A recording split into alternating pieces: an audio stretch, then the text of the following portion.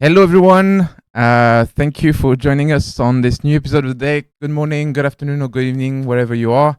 I'm very happy to be here today. I'll be your host, Alexi. Obviously, I've been here before. So in case you don't know me, I'm the senior community developer on Ubisoft Skull and Bones. And I'm joined today by two special guests. You may have seen them before if you have joined on the deck the previous time. The first one joining us today is Ernest, our senior game designer. Hello, Ernest. How are you doing? What's up? Season 2. It's been a while. How are you doing today? Great. It's early in the morning here. I'm a little bit tired. A little bit tired, but you're ready to answer all the questions that the chat has prepared for you? Yes. All right, great.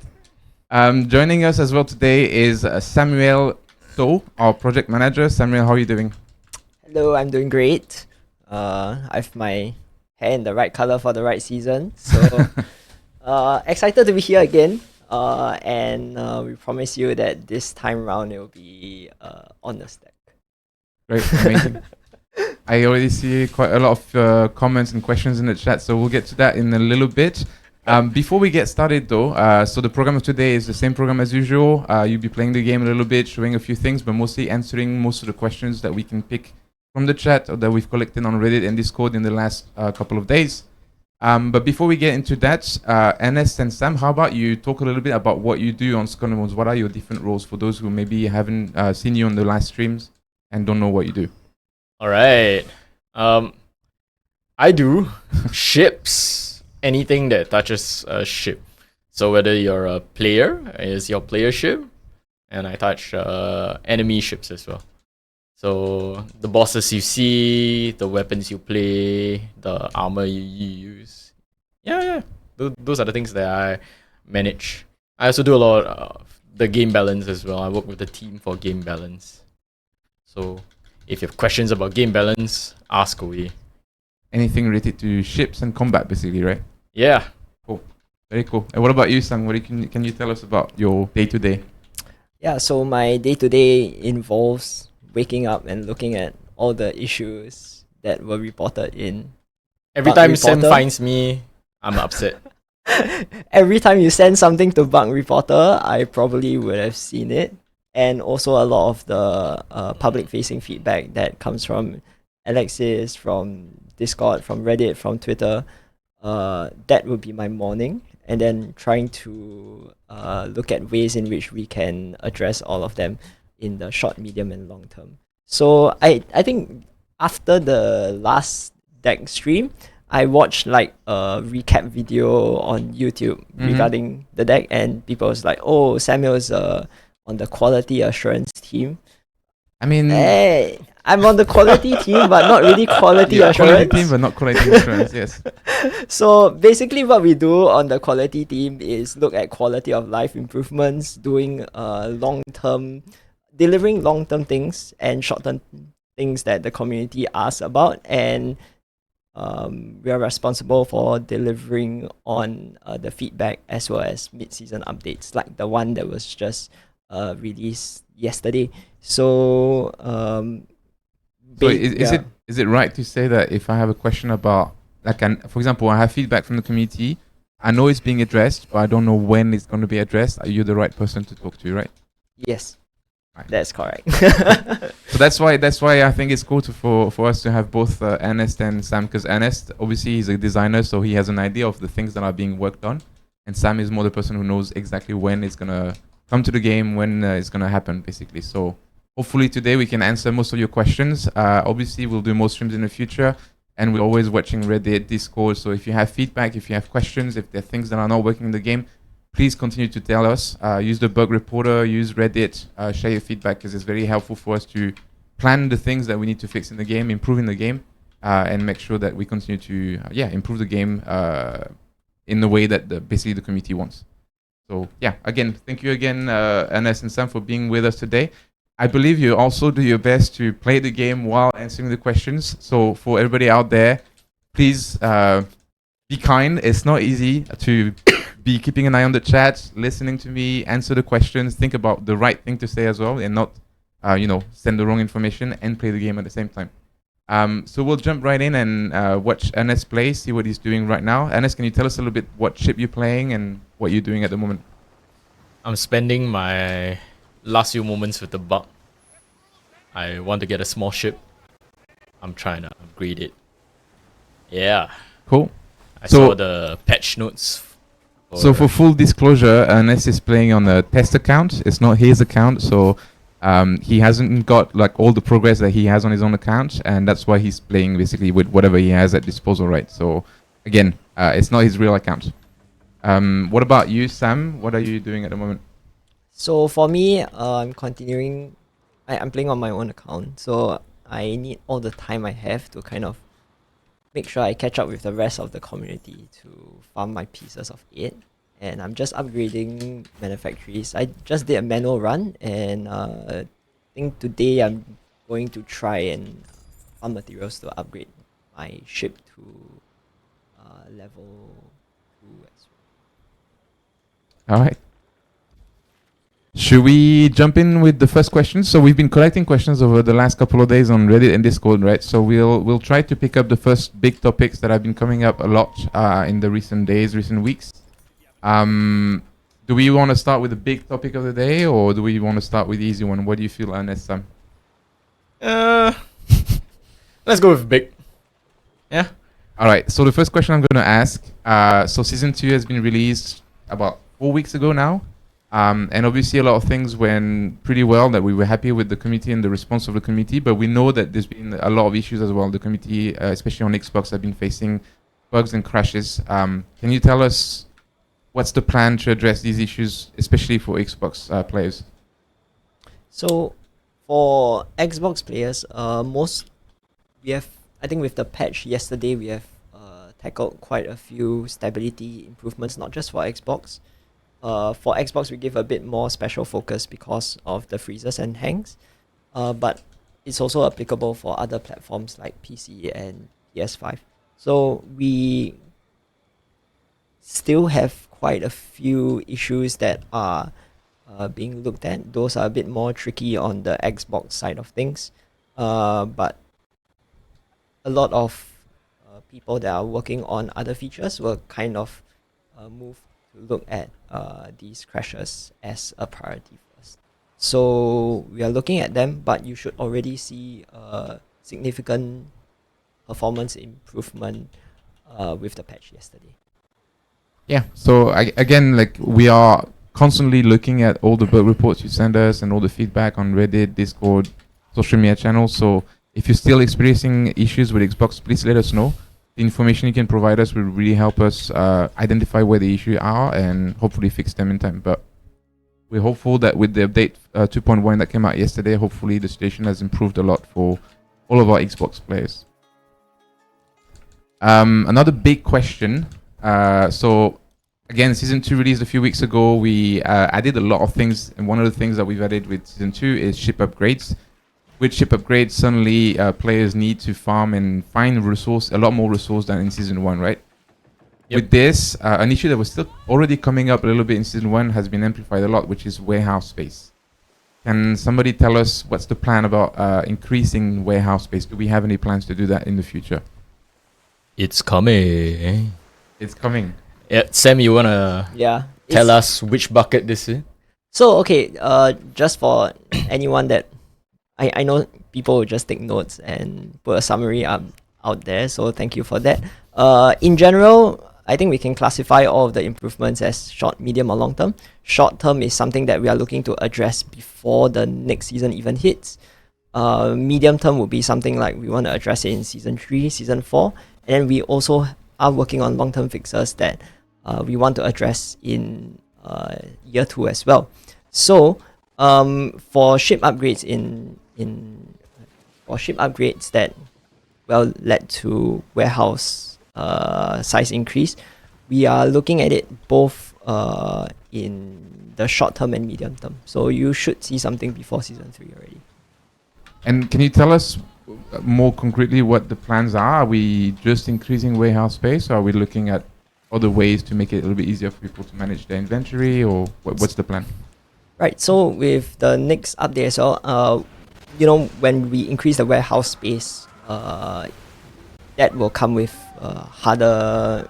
It's just harder to navigate through the menus. So there's a lot of things that we are looking at. For example, being able to sell certain other items like food, making sure that you can at least not just destroy them and get nothing for it, but also being able to get rid of them and at least have some silver back.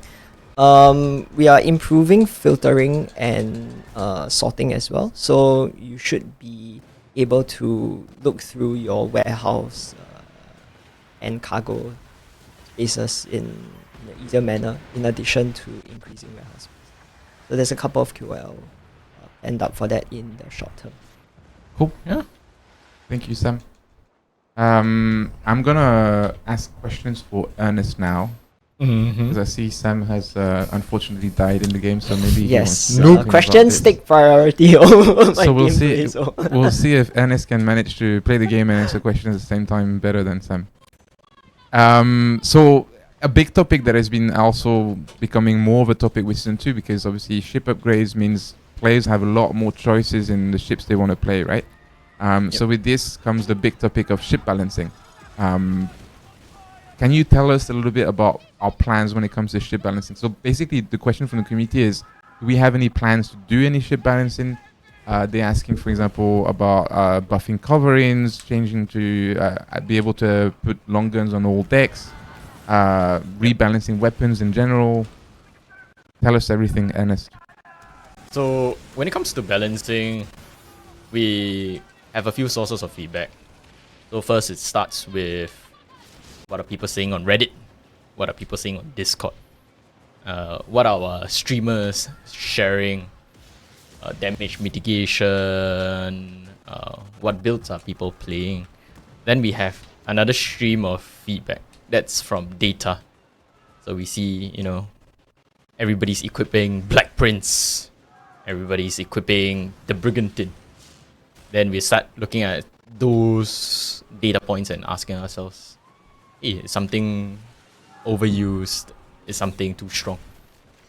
Yep. So one of the things that we entered season 2 with, a lot of data from season 1. And these are things that we are actively looking at. These are things that we are trying to address. So we perceive the same problems. Coverin underperforming, long gun underperforming. So these are things we're looking at. The good news is we are working on it. It's in the very soon box, and we'll share a little bit more details. Keep an eye on the patch notes, but I'll share that long gun's definitely getting a buff. Yeah. Yeah, good. That's good. I think the long guns has been something that the community's been asking about for quite a long time. So Yeah, I'm looking forward to the change coming to that. I also believe there are changes that we communicated as coming with 2.1 when it comes to balancing that might only come next week. I know we modified the patch notes yesterday on the website. Maybe Sam, you want to reiterate what is coming next week if you remember? Right, so damage mitigation was included in the patch notes, but that will only be available next week after the server maintenance.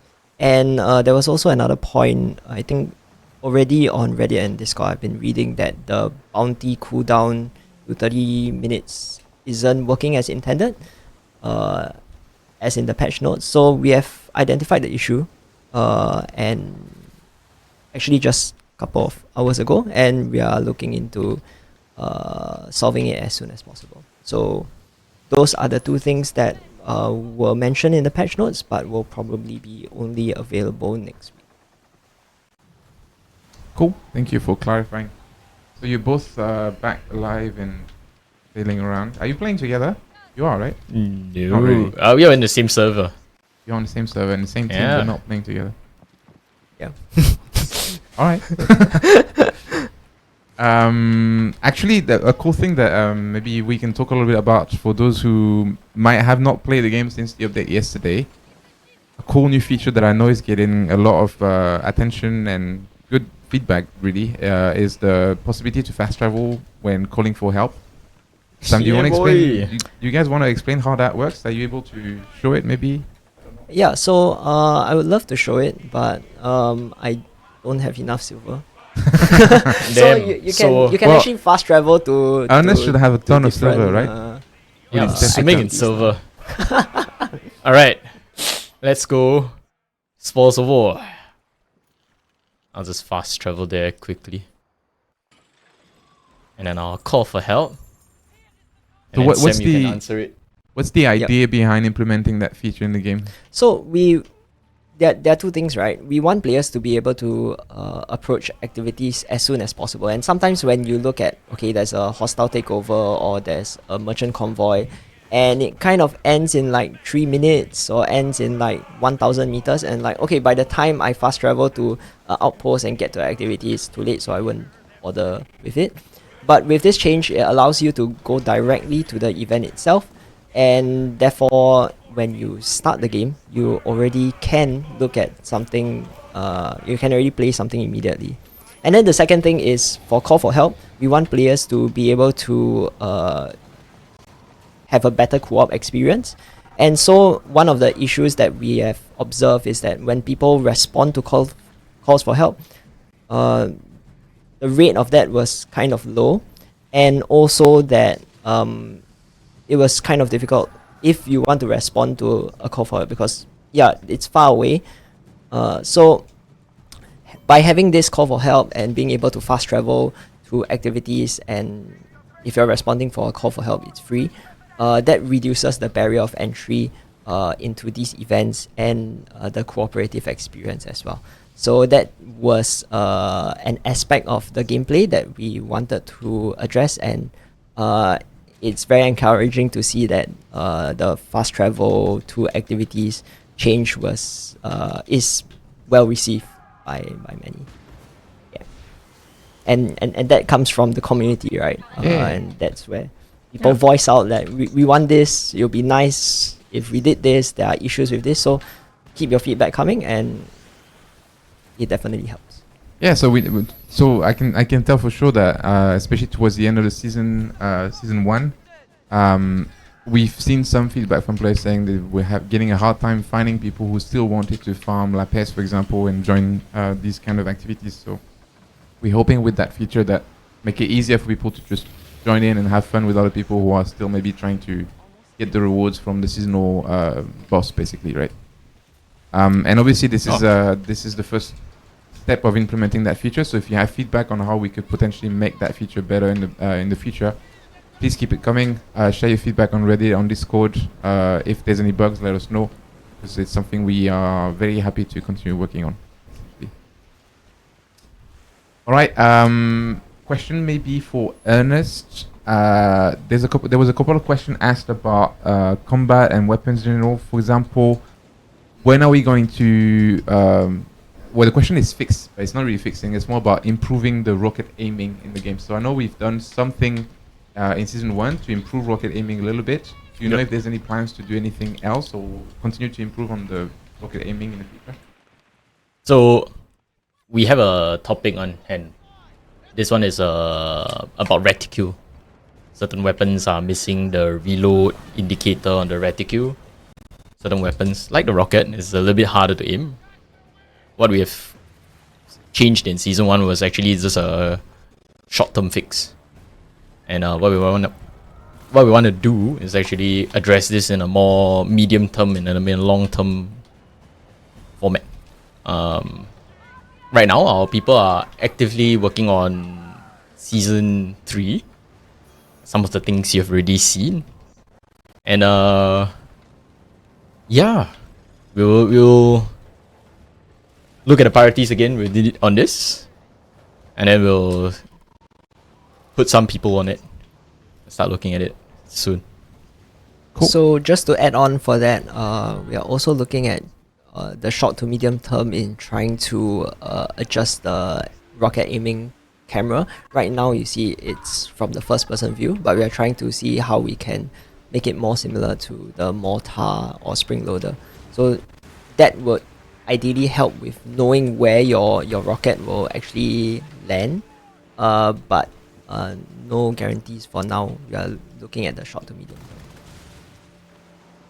Okay, very cool. Looking forward to the changes we're gonna make to that. Since we were talking about fast travel to activities and to other players, right? There's a comment, and it's something I've not read before, so it might put you off guard a little bit. Sorry about that. But apparently, some people say that with the fast travel to other people, you can now fast travel on somebody who's doing a helm wager, right? Obviously, that's a problem with helm wagers because it makes it harder for the person who's carrying the cargo, right? So more generally, can we talk a little bit about helm wager and cutthroat cargo? Do we have plans to continue improving the balance for these PvP activities in the future? And obviously, is that something that we'll be looking at to address as well? As with any new feature that comes out, we monitor a lot of feedback on it. So, recorded your feedback. We'll look into it immediately. Yeah, one of the things about PvP that's pretty tricky is that we have two camps. On the side of the person running away with the helm wager, they will say, not fair. On the side of the people who want to participate, they will also say, not fair. So actually we have to take a look at this feedback from both sides, and the difficult part is the balancing between these 2 points that we have. This dichotomy. I'm sure everybody knows that in season 3 we have a PvP mode that's coming up. We are putting a little bit more attention on that PvP mode first. But if you guys think that helm wager and cutthroat cargo needs a little bit more activity, make it known. What are you guys looking for? And then we'll evaluate this feedback. Yeah, I think you're right, and that's I know that helm wager and cutthroat cargo received quite a bit of attention in season 1. We changed things on the possibility of fast travel, and we changed, I think, at the beginning you had a speed debuff when you were carrying the map, for example, in cutthroat cargo. We changed that as well. So these are topics that we are constantly looking at, and we know they are not quite as balanced as we want them to be. And obviously, like you said, Ernest, we're also working on a dedicated PvP mode, which will make it easier for people who really want to focus on PvP and we want a fair team-based PvP experience. But that doesn't mean we are giving up on the PvP activities that you can find currently, such as cutthroat cargo and helm wages. So if you have feedback, please keep it coming, and we'll make sure to look at it and try to address it best way possible.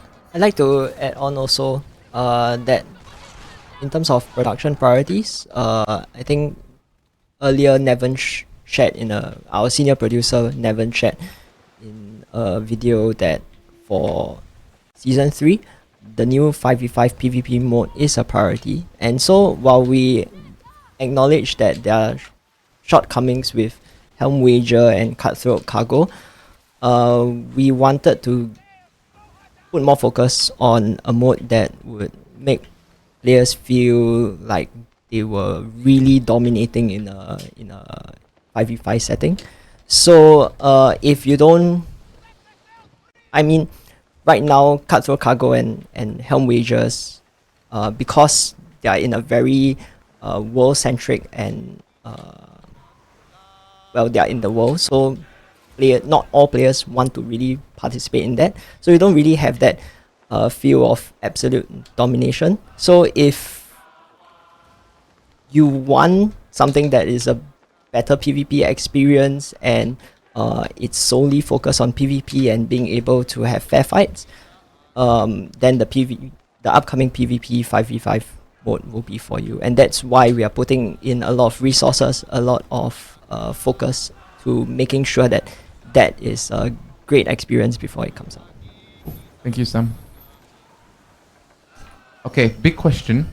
Actually, no. Let me start with an easy one, and then I'll pick on the big topic. First of all, like when it comes to the codex, so again, season 2 brought a lot of new features and a lot of a need for new items for crafting, resources, etc., etc. Are we gonna give the codex an update to reflect all these new items and all these new systems that we've implemented with season 2? So the codex is designed as a way for players to discover information in the game, like where do I find particular rare or exclusive or epic furniture. And in season 2, admittedly, a lot of this information is lost, and we are looking actively at trying to make this codex relevant, bring it back to its quality standard again.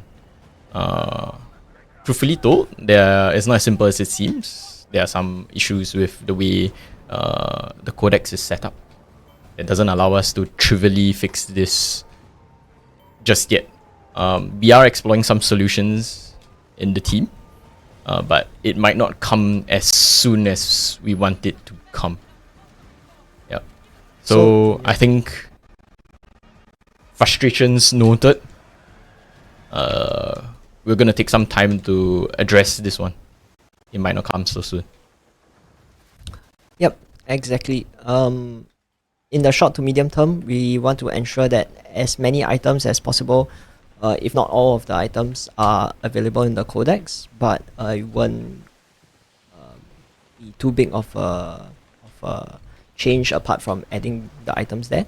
But at the same time, in the long term, we are also looking at ways in which you can visualize all of the items in a more cleaner and effective way to find all like the best torpedo, the best armor that you have in the game, compare them, and being able to look at what are the potential upgrades for them. So that is something that is already being worked on, but it's for the long term. So we expect something at the start of year 2. Cool. And if I can allow myself to do a bit of promo. So the codex is obviously something we know is very important for players because the game is quite big, right? There's a lot of things to do, there's a lot of resources, there's a lot of information. And it's not always easy to remember things maybe that were introduced at the beginning of the game or maybe not introduced at all. So we know the codex is very important for people to be able to access that information straight from the game. However, on the community side, we're also working very closely with a few very nice people that have visited us in Singapore in the past. They're part of the Insider program. They've been playing the game for more than 2 years, 3 years sometimes. And they also created a website called thehelm.gg. So we try as well to share information as much as possible with those gentlemen who are then updated the wiki and sharing information on there. So I'm not saying all the information is available on the website and it will complete whatever you're missing on the codex, but there's quite a lot of information out there. So don't hesitate to go out there and ask them as well. If you want more information available on that website to help you, they can then bring that request to us and we can help them keep that website updated as much as possible. So we are definitely working on bringing as much information to the codex, but we're also working on making sure that information is available to the communities through community resources like the helm.gg. So if you don't know about the helm.gg, go visit it. It's quite a cool website. And thank you for all the work that's being put into that by some of our insiders. I think some of them might even be on the chat today. I think I saw Lily White at least. So I know Lily White has some questions that I haven't had the time to read them yet, but hopefully we'll get to that a bit later. Other questions? So the big question, it's a question that's been going on, I think, since season 1. I think it's getting better with season 2. I've read some feedback that people are a bit happier about the state of things now. But essentially, people are asking whether we are going to do anything about the drop rate for rewards in the game. And I think the general feeling is that maybe not on all world events, but on some world events, it's particularly hard to get certain rewards. And because the drop rate can be relatively low for some players, they just keep farming the same event over and over, and they never get the actual reward they are looking for. Do we know if we have any plans to address that in any way? Yep. So one of the questions is how do we access loot in a future season? But it's only available in a exclusive event now. And then the other question is, what are the drop rates and can we improve them? So today, the way chests are open, it's fully random, which is not something we quite like. We are looking to improve this system to become a pseudo-random rule. So every time you open the chest, it improves your chance of getting that item that you have been looking for. That removes a lot of the chance feeling that we are experiencing now. We're also looking to take some of the items that are exclusive today and put them behind a rotative store. So every week a different item will come out, and then you have access to these rare rewards again via a different method. And finally, we're also exploring alternative sources to the rare items that you're getting. Regarding the drop rate, it's something we are looking very closely at data before we make a decision. So keep your feedback coming in.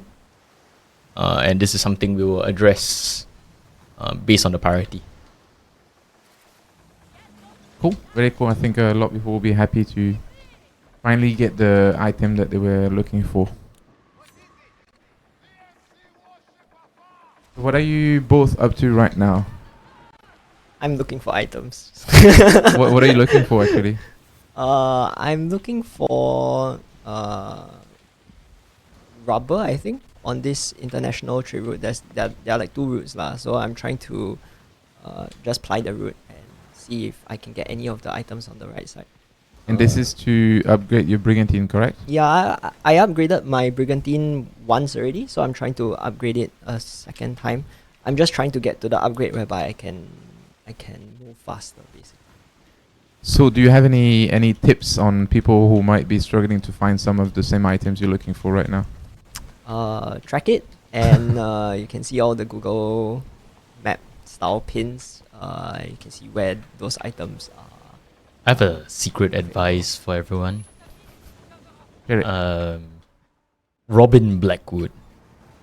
It gives some contracts, repeatable contracts. These are like the ones that give you a rare, a refined shellac, which is lacquer. Lacquer. Oh. Yeah. So every day it comes out, do it. I believe the contract is called Argon Refrain. And then there's another one. So keep an eye out for some of these repeatable contracts. They actually give some really good stuff for ship upgrades. That's why Ernest is the designer. No, I just got it from the economy designer. Cool. Other question, and that's something that I've also been seeing for a while in season 1, and it's again getting a bit more momentum with season 2 and the new ship we've added to the brig. People are asking if we are going to give them the option to customize the appearance of their ship. So, for example, hide the armor if you don't like the way the armor looks. Remove the cranes on certain ships. Like, do anything basically to change the visual style so that you can make it look the way you want the ship to look. Not obviously completely change the look of it, remove some items or hide some items, essentially. Yeah. So, adding or removing items, like hiding or showing them and all that, we explored a couple of options, whether those will be visible to yourself only or to other players as well. We needed to consider also some other like aesthetics versus gameplay, because the aesthetics can will be, yes, I don't want my armor to be shown to everybody as well, and then the gameplay can will be I want to know what armor my opponent has, especially if they are in PvP. So it's a bit of a tricky situation, and we need to consider them very carefully. But I believe we are going with more with an agreed approach for hiding armor in the medium term. And then for other things like hiding cranes, I believe this relatively new topic. This will affect our ship tech pipeline as well. So needing to make sure that that works well with the pipeline that we use to churn out ships, and make sure that ships are customizable as well. So that will be more for long-term fix. But we should have something in the medium term. Yeah. So I'll share a little bit about this topic. Initially, the first time we showcased the version of the cranes with some of our testers, they really liked it. They really liked it. But we understand, some people are history buffs. We like realism in our games. So what we actually did is we put this new use case, but we never actually started work on it. We had higher priorities on this project. These are things like ship upgrades, making sure the assigned ship works. So now that we've cleaned up some of these peripheral, more important, now that we've cleaned up some of these primary topics, we can look a little bit more at these cosmetic changes that we think is very important as well. We understand the need to swag out your ship and make it yours. So we have a team looking at it. It will come more medium term. We have a couple of design solutions for it already. But it's just about getting it down, fixing up the pipeline so that we can support this. Yeah, it's a new design use case, but we're getting to it. Yeah, so maybe Anas, you can tell us a little bit more. Where was the original idea behind the cranes? Like, because it wasn't just put there because it's pretty, right? There was an intention. So one of our playtests, one of the players looked at the bug, and he couldn't tell that this was a healing ship. This was something built for repair. This was something. I have it now. You can see it, right? They couldn't tell because the back looked really normal. It looked really how you say, like a regular ship. And the thing about ships is that you don't have all these structures on them. So the gameplay team was thinking about a way with the art team to basically emphasize on the abilities of the ship as a repair ship, on the play style of a repair ship. So one of the concept artists started this exploration, and then he threw together this piece where he put a giant crane on the back. And immediately everybody's eyes were drawn to it. Yeah, and this was something that we started with on the bug, and then we proceeded to carry on in our season 2 ship, the Brig. Yeah. Understandably, there were some other playtesters that felt like, hey, I prefer the old version. Yeah. So at the end of season 0, sometime November last year, we made a call that we will stick with the crane version, and then we'll come back to it when the feedback is here. When players say we want the old bug without the crane. But I think what you both said is very right. Like, obviously the intention was, like you said, to make the ship very visually distinct, and people could see, oh, I know this is a support ship because it has cranes on the back. Also to make it look cool, and I think some of the early results of the test we did, like, people did seem, they like it, they seem cool. But I can also understand the feedback from some people that we already had the bark in season 1 with cranes, and then we had the brig in season 2 with cranes. So I guess the concern is more like, is every new ship gonna have cranes in the future? And then comes the fact that we are sort of very looking forward to have a new ship in season 2, looking forward to the brig, and they would like to be able to customize the appearance so that it doesn't look too closely like a ship they already have, like the bark or some other ship. Right? So I think it's sort of a matter of giving players the option to make their ship look the way they want it to look.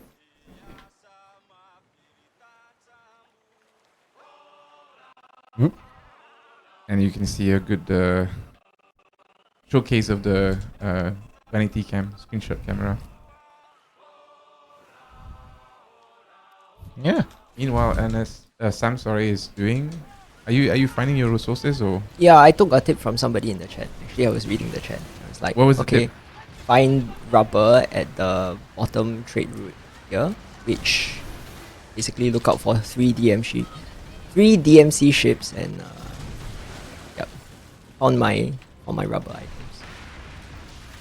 Thanks, whoever put that in the chat. I missed that comment, so I can't find who said it. But yeah, whoever it was, thank you. I have my items now. Another question that has been appearing for a while as well, and I know we are working on it, and I think it's coming soon. Was, are we going to add the possibility to top up manufacturing funding in the near future, so that people don't have to wait until the funding is completely over to refund the manufacturer? We've discussed this in a couple of meetings before. We wanted to, but I think we're exploring what's the technical limitations behind all of this.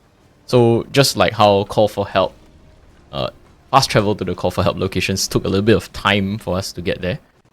This one is also one of those topics where it might take a little bit of time for us to figure out what are ways around some of these technical limitations that we're working with.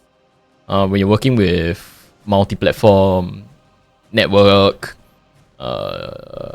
usually there's a couple of discussions that we have to have with our online team and our back-end team. So this one might take a little bit longer. I know it sounds like a trivial issue, but I assure you it's not. But I also assure you that we are taking a look at it. We're trying to figure out what are the ways and where's the best time to start working on this alongside all the other priorities we are working on right now.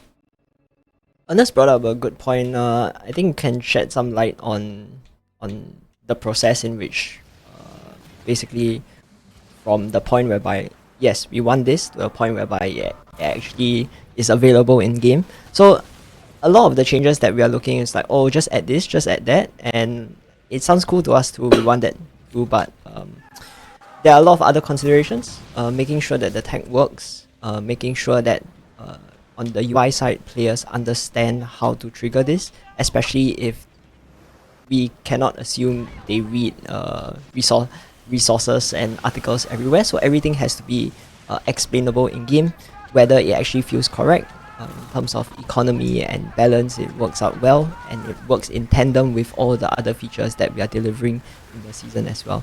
So changes like these will take some time, and while we have the intention to do it, it needs to be done very carefully as well. So some of the small changes might seem like they are trivial, but we want to make sure that it's good before it's sent to players. Yeah, very good point.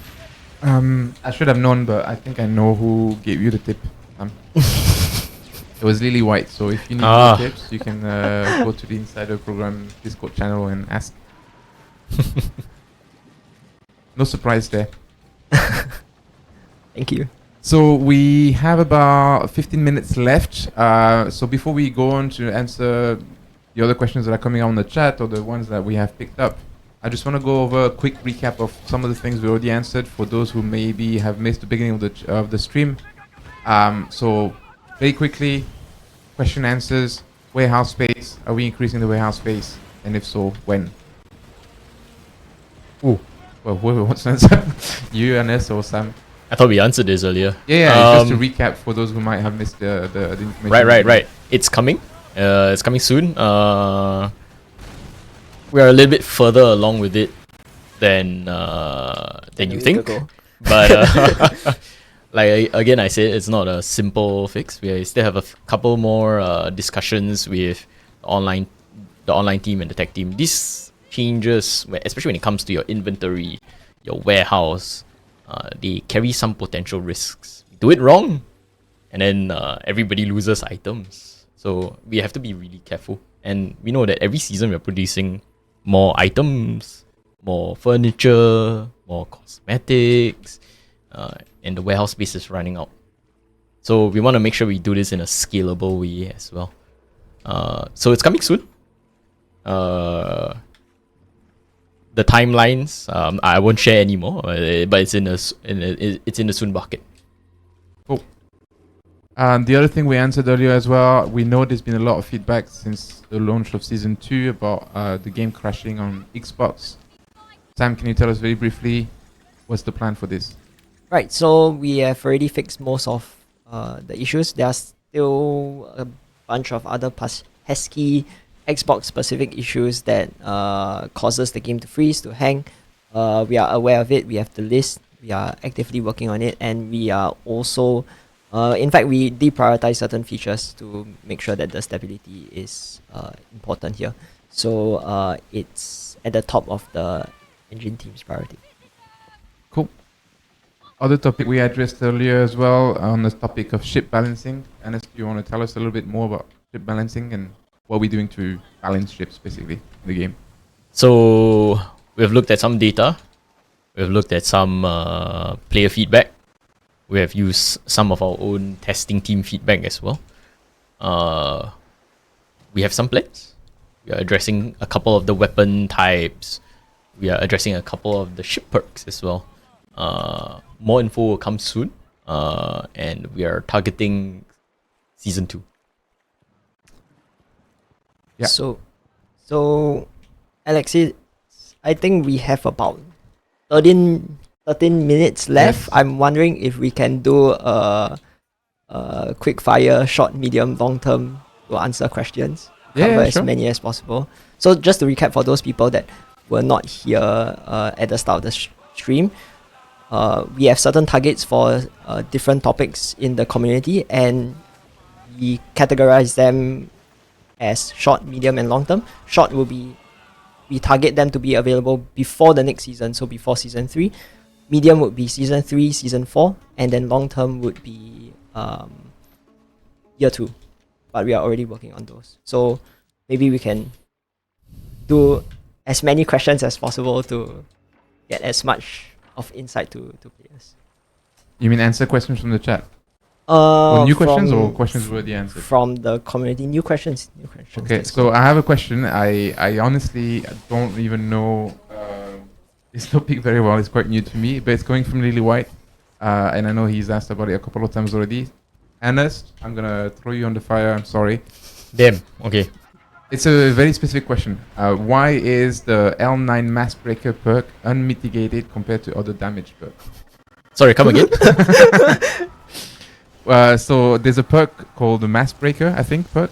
Yep. And apparently it's unmitigated compared to other damage perks. Oh, we were talking about the Skull Long Nights. Is that the one? Believe so. I don't know. I'm not sure. Alright, let me use the codex. Skurlock Long Nights. I think it has to do with the fact that some of the perks do damage and are unmitigated compared to... I mean, yes, it's... Yes, sometimes it's to Skurlock Long balancing. Nights. Why is it not mitigated compared to the other Basically, weapons? it does not get mitigated by any damage mitigation. So I guess if another player is using an armor that has damage mitigation, it doesn't work on long nines, I guess. Yep. One of the interesting things... Okay, so Skurlock Long Nights is actually one of the first epic weapons we ever worked on. We wanted it to feel unique. We wanted it to feel powerful. And it was really the benchmark for what the rest of the epic weapons will look like for seasons to come. So when it came down to it, we wanted the Skurlock Long Knives to really cut through any kind of defenses. We really planned for it to be a long range, sail breaking, and high damage, or maybe a sniper build that we were trying to explore at that period of time. That's the reason why the Skurlock Long Knives are designed this way.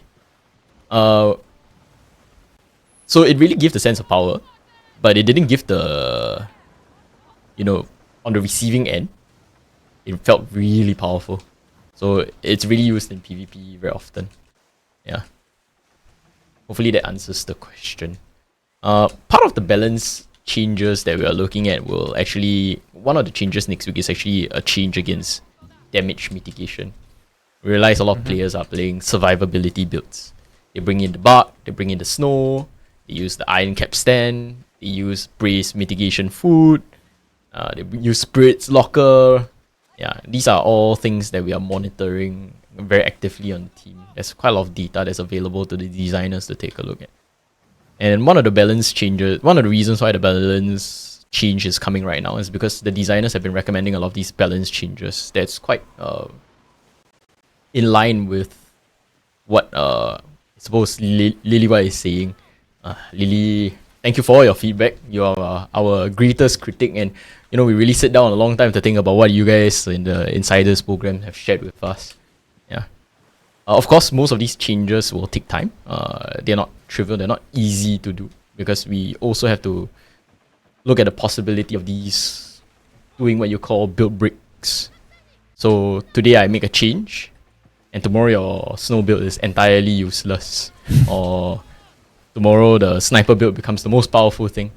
We just need to make sure that there's a good distribution as well, and we don't take away from the player's agency when we are trying to do all these balance changes. At the same time, team is actively working on Season 3. So for the team to split, come back to Season 2 and look at what players are saying, and then also work on the same Season 3 topics that we're trying to look at, and the same new weapons that are coming out that also need to feel powerful and unique at the same time. We need to prioritize very carefully about what we are actively looking on. Yeah. Hopefully that gives you guys a little bit of insight into the development process. Yeah, very cool. I think you're right. Balancing is a tough topic, but it's something we are going to be looking into more and more, especially with the PvP mode coming up. I also want to mention the fact that for Season 3, we're also looking at doing an insider program session. So that will also give us a bit of an insight on how people interact with Season 3 content before Season 3 hits the live server. So obviously, Lily White, you probably get invited since you've been a very active member of the insider program for a long time. But we're also looking at bringing new people as well who've been playing the game since launch quite intensely to really make sure we can look at the data, get the feedback, and address all of the new things that we're implementing in the game with each season to make sure it's as balanced as possible. It will never be perfect, but it's something we are actively monitoring and working on. So thank you for your feedback on this. There was a question that I saw. We discussed it earlier, Sam. Maybe we can answer it. Why is the bounty reset timer that is supposed to be 30 minutes reset not working right now? It was in a patch, but it doesn't work. As of a couple of hours ago, it's a known issue. So we are trying to look at it. We think we got a fix, so we are going to test it out and get it out. Get the fix out as soon as possible. This is as soon as possible bucket. Yeah, so obviously we just found out that it wasn't working as it was supposed to do. So we are investigating, and hopefully we'll fix it very fast. Also, another big topic that we almost forgot. On the topic of those players who have the ship disappear after upgrading, what is the plan? Are we gonna give them their ship back? What is the plan basically? For players who lost their ship, we have identified roughly 2 categories whereby we can address the issue. The first is that we were able to recover what was lost for players, and so those players will kind of see their items sent back to their accounts into the warehouse actually. This is a as soon as possible kind of bucket as well. And then subsequently for other people who we have a bit of challenge identifying this issue. We are planning to give a compensation package, which is super generous. I look at the numbers and it's like, do you not like put in like 2 extra zeros at the back or something? And it looks really good. It's more than what any ship can carry, far more than that. So yes, we are looking to compensate players accordingly for that. But for all the details, stay tuned. The community team will reach out to affected players, and you will see next steps in the as soon as possible category. Cool. There's a big topic that has been coming up almost every day since we launched the game. I don't know, and I know we address it with almost every stream we do, and we talk about it regularly. What is going on with large ships, guys? Are we getting large ships? When are large ships coming? Yeah, boy. This is the question we've been all looking forward to. Okay, so honest answer. There are large ships in the game being used by enemy AI. I'm sure everybody has noticed the hull. And the art team is not going to be very happy with what I'm about to say. If you zoom in on those ships, you realize that the deck is horribly empty, right? So one of the things that we have to take a look at again for large ships is actually the art pipeline. Yeah. So we spawn all the little swabbies, all the little crew, and all those little human beings running on the deck. They take a little bit of performance every single time we try it. So that's something we are trying to look at. Art pipeline, performance. Will it run well? Will it run smoothly? And you know, Skull and Bones runs on many platforms. You run it on the series, the Xbox, the PlayStation. Yeah. And we are asking ourselves, can we support all these platforms and make sure that it runs at 60 frames, 30 frames per second even? On top of that, there's a gameplay thing that we need to think about. In Season 2, we were really concerned about ship upgrades, bringing the small ships back into relevance. If we crack open large ships, we have to ask ourselves, what does ship upgrades look like for small ships and medium ships? Do we want small ships and medium ships to perform at the same level as large ships? There are a lot of considerations when it comes to gameplay as well. Gun pod count, number of weapons, even things like blocking rivers or even things like blocking outposts. These are all considerations that we have. Another thing, we want large ships to have an impact on the the world and the economy as well. So these are all questions that haven't been answered. We've had a few design discussions on where we think large ships can be, what large ships can do for Skull and Bones, but we don't have anything ready to share this juncture with everyone. When we might see large ships will be in the longer term bucket. This one, we will need more time to explore. We will need more time to fix some of the performance and optimization things that we anticipate. So it's not as trivial, it's not as easy as we had hoped, and it's not something I know players and even myself, we are looking forward to large ships, but we'll take a little bit more of a cautious approach with this one. Cool. So it's happening. It's just a matter of making sure it's happening the right way and taking the time to make it right, essentially, right? Yep. Cool. Thank you very much, Anas. Again, if players have any ideas on what large ships could be, or what you guys are looking forward to, remember to share it in Reddit and Discord. The designers are there all the time. We hide ourselves in the shadows so that we may serve the light. And I wonder where that quote is coming from. No, but it's a very good point. In general, we are very active. Even if we're not necessarily actively posting all the time, we try to post as much as possible, but we're reading Reddit, we're reading Discord, we are collecting feedback all the time.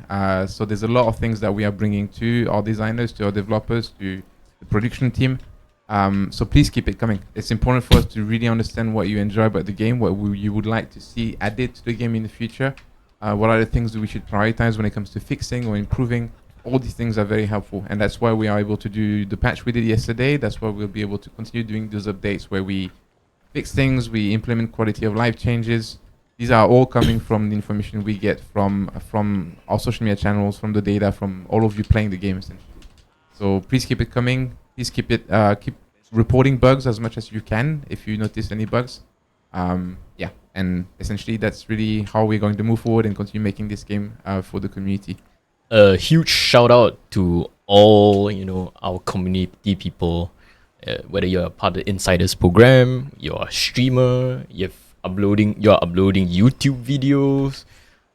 You guys are all very important to all of us. We are always watching your videos. We are always on the lookout for what you guys have to say about the game, because it really charts where we are going to go next. So your feedback is important, and it's almost critical to the game's development over the next 2 years. So yeah. And if you have any positive feedback, and if you really like something, you really enjoyed something, please share it with us as well, because it's very encouraging for the team members and everyone on the project, especially those who implemented the call for help and fast travel, and they are super overjoyed right now. So if you love anything about the game, share it as well, and it serves as a very good encouragement for us to continue delivering on those community feedback items as well. Cool. I was just gonna say, I think we're running out of time, and I know you both have a busy schedule, so I was gonna ask you if you want to add a last word, but I think you've just done that very well. So unless you have anything to add, I suggest we call it for today. Like I said before, keep the questions coming, keep the feedback coming. We'll continue doing those streams. We'll continue improving the game based on all this information. And Sam, thanks again for joining in. Thanks again for putting yourself through this painful exercise of playing and answering questions at the same time. I know it's not easy. And yeah, I hope I'll see you all next time. Of course. Yeah, and we are always looking. Like, seriously, like, we're just reading every Reddit post and almost every Twitter post, and also like on Discord as well. Actually, a lot of devs are on the Discord, like incognito. So your comments are being read. Yeah. Yeah. Alexi does a lot of work to make sure everybody is heard. Yeah, Thanks, I'm Alexi. constantly scrolling Reddit and Discord, so yes. Probably a bit too much sometimes, but it's good. I really like the community activity on our channels is very helpful. So again, thank you to the entire community. Thank you, Sam. Thank you, Ernest. Thank you to everybody who joined us today on the stream to ask questions, to share feedback. And thank you for playing the games. Thank you for sticking with us. We are really looking forward to what we have for Season 3. We hope to be able to share a bit more in our next stream, the PvP mode, but all the other things. I know you have a lot of questions about the new sea monster. Can we even call it a sea monster at this point? I don't know. But yeah, we're very excited about showing you all this, and we're excited about the next stream. So thanks again. Thank you for tuning in, and I'll see you next time. Bye-bye. Bye. Bye.